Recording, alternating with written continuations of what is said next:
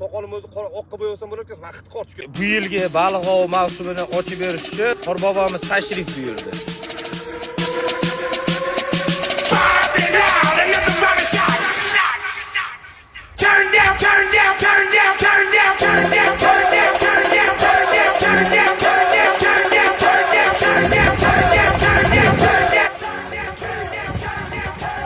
Bolalarim, bugungi 2026-yilgi baliq ov mavsumini shaxsan Qorboboning o'zi sizlar uchun erimasdan, tog' o'lkasidan yetib keldi. -87 gradus issiqda sizlar uchun bugun baliq ov mavsumini ochib beradi.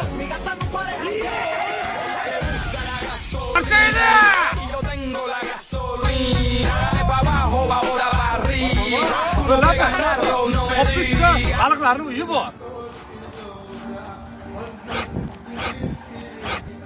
Bola, men qaytaman. Men erib ketyapman to'g'risi. Bobo, endi bu yilgi mavsumni ochib berdingiz. Xo'p, baliqchilarga bir to'st bildirib yuboring endi.